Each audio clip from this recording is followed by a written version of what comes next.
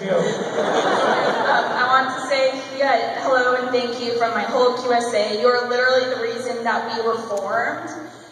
So we love you so much. And also, you've been my favorite cast member since I was 5 years old, and I always used to pretend to be you. So I want to know, what's your favorite part or on set? What was your favorite part being on Star Trek? What was my favorite part? That was what? Of being like on Star Trek, like behind the scenes. What's my favorite experience that happened off screen? Yeah. That's related to Star Trek. Yes. I think she was better off in Japanese. I remember one.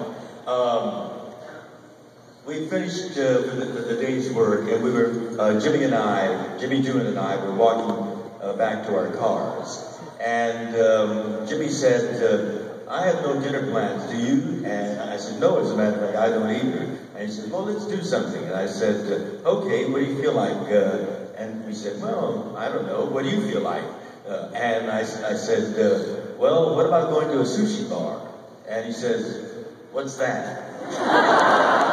This was back in the 60s. I was going to say, what year is this? Yes, back in 1965 or 66.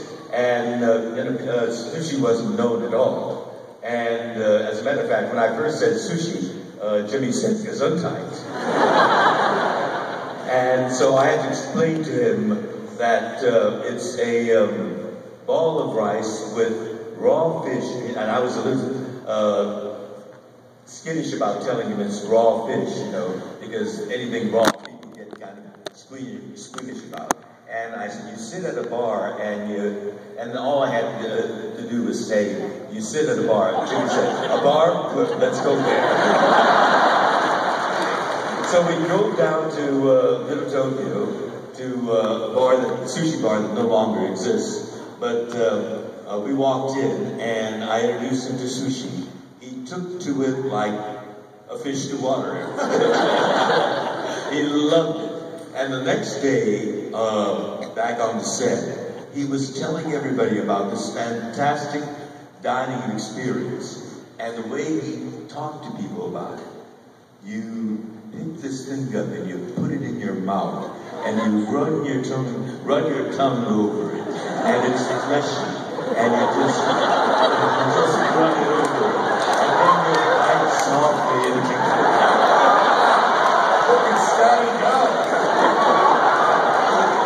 and you pique the curiosity of people. And so they all came up to me and said, George, let's go down to that bar that Jimmy's talking about. And I said, well, let's do it on Friday night, because we want to relax. And on weeknights, we got to go to bed early. So that Friday night, we had about 3 cars going down the Hollywood Freeway to Little Tokyo. And they all fell in love with it. Major Barrett Roddenberry was one of them, and she started talking about it. And before long, every Friday night, we had a caravan of about 6 or 7 cars, and we took over that old sushi bar. And but one person that never joined us on that was Walter Koenig. But because everybody was talking about it, Walter came up to me and said, I don't like raw things, but they make it sound so interesting. Can I stick with you when we go down there and have you give me some guidance? And so I said, oh, sure. In fact, you can ride with me. And we went down to Little Tokyo with all the other people. And Jimmy, by this time, was sitting at the other end of the bar, telling people what to order. Oh, yeah, that's salmon, that's tuna, that's mackerel, and oh, this is better, you'll like this better. And Walter was sticking very close to me. And I said, I told him the first one to start out with might be tuna, because that's very much like beef. I think you'll like that. He says, well, I like my beef cooked. And he says, well, this is sushi, you don't eat it cooked. The whole reason for you to be here at a sushi bar is to eat it the way sushi should be eaten. So he said, well, all right, I'll try it. And I told him, you get your sushi, and I ordered the same thing. And I demonstrated for him how to eat it. And so Walter tried to pick it up with his chopsticks, and he was very fumbly. So I said, well, you can get away with it. You look like you could get away with it. Pick it up with your fingers and put it in your mouth. And so he picked it up, and he kept staring at it, sniffing around, and then he sort of sniffed at it, and then he put it in his mouth and closed his mouth on it. And then all of a sudden I saw his eyes pop open, and he stopped. His mouth was frozen, and I thought, oh my God, I forgot to tell him about wasabi.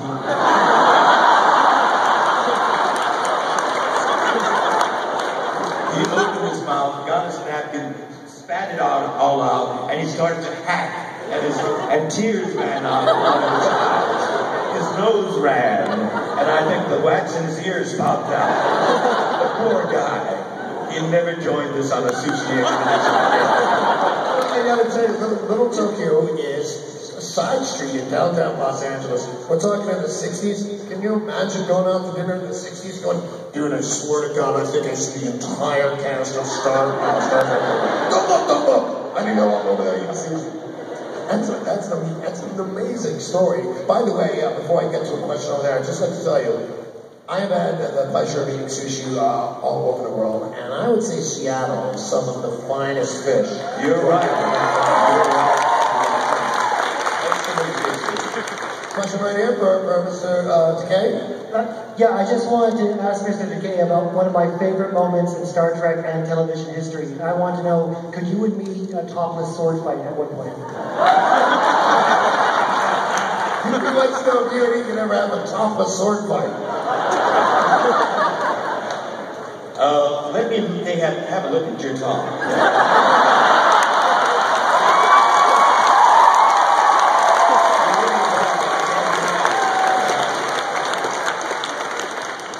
Meet me backstage later.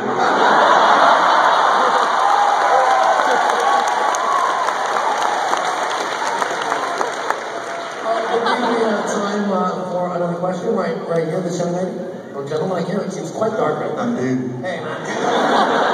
Don't feel bad. I made that mistake before. Hey, George. I know we owe a debt of gratitude to Lucille Ball and Desi Blue Studios and eventually Paramount. But back to Desi Blue. Do you have an anecdote regarding your guest spot on Mission Impossible with Barbara Bain? And part 2 of my question is, would you like to go see the Seattle Men's Chorus as my guest tomorrow? Tomorrow night? He's busy sword fighting this guy with a Your dance card must be full, man. Yesterday I did a fundraiser for Washington United for Marriage. You haven't heard the quality on paper so far, but there are these homophobes that are relentless, and they want to overturn that. And so there's a major campaign going on to raise funds to fight or nip it in the bud. And so we went to that, but we went to that because all we did yesterday was press to promote the weekend. I gotta tell you, it is very exhausting to write your name over and over and over again all day long. We are spent, and I think after tomorrow I am going to be ready for an early dinner and early bed. So I'll take a rain check on that. And how's about a Mission Impossible Barbara Bain anecdote? Yeah, I'm curious about that myself. Well, Mission Impossible was filmed right in the soundstage next door to the ones where we had the Bridge of the Enterprise set. And so the mission cast visited us regularly on our soundstage, and we visited them regularly. So, we were like compatriots. And then one day I got an invitation to do a guest shot on that show. But it was like, visiting your neighbors.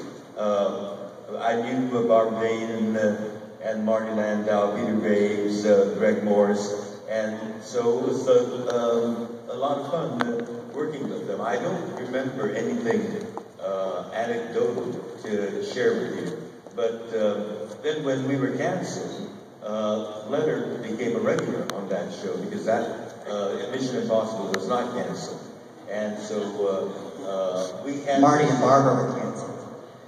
Marty and Barbara what? Were canceled. Yes. That's right. They went to London to do that other show. What was it? Space 1990. That was supposed to be futuristic. And here we are living in the future already today. As you know, we really are living in the science fiction world because all of the amazing technology that we had on Star Trek that was supposed to be the future. For example, you know, we walk all around that starship with this incredible device attached to our hip, and wherever we were on the starship, whenever we wanted to talk to someone, we'd rip that off, flip it open, and start talking. Astounding, no cords attached to it. Today, in our lives, that amazing science fiction device has become a real nuisance in our world.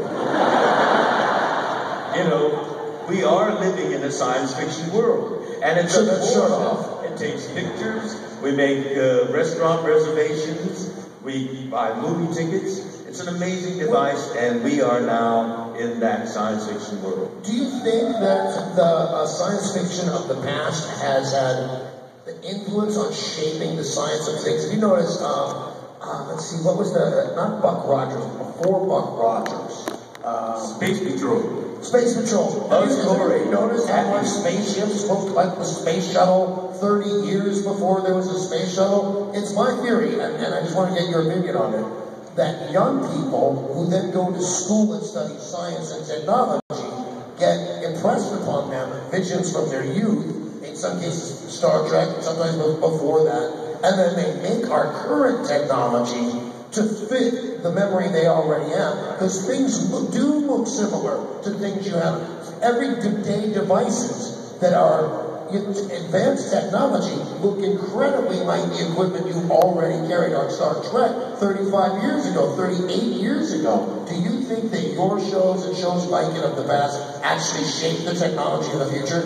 You know, I think Gene Roddenberry, who created Star Trek, was a change agent. Because with his imagination, he visualized the future and made that a goal, a benchmark.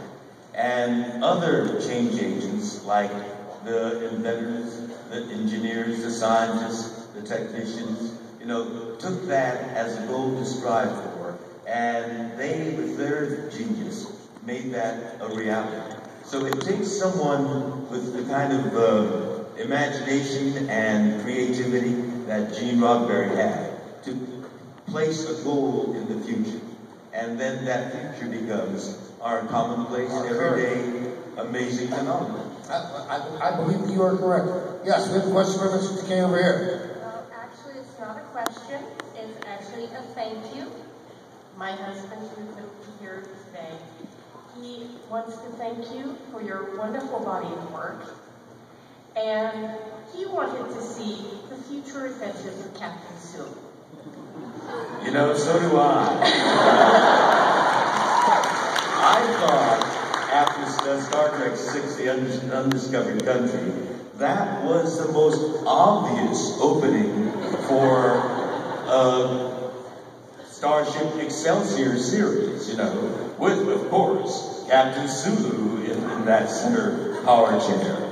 And I think a lot of fans thought so too, and they started writing in, and the letters that came in those days, you know, it was put into an envelope written via this machine called a typewriter, and we put a 13-cent stamp on that envelope and dropped it into the mailbox, and 2 or 3 days later, you know, the recipient got that message.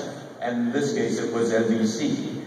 They were advocating for a new series. And it was the most logical and the smartest thing to do. But Paramount executives or NBC executives are not known for being logical and smart. Never happened. It was the most obvious thing, and it never happened. When I saw that last scene in Star Trek VI, where, the last scene of all Star Trek stories take place on the bridge of the Enterprise, and the captain gets up from his seat and looks up at that view screen, but this time there's that giant view of Captain Sulu there, and Captain Kirk essentially looks up to that figure and says, "Thank you for saving my ass." And Captain Sulu looks down and says, in essence, "Good to see you in action one more time, Captain." And he smiles and he roars off, and you see the great ship, Starship Excelsior. And McCoy is looking after that ship and says, "My God, that's a big ship." But Scotty, with a twinkle in his eyes, says, "Aye, but not so big as that captain, I think." My Irish accent or Scottish accent isn't too good. But he says, "Aye, not so big as that captain, I think." Now that's a Captain Sulu movie. That's a Captain Sulu movie right there. Ladies and gentlemen,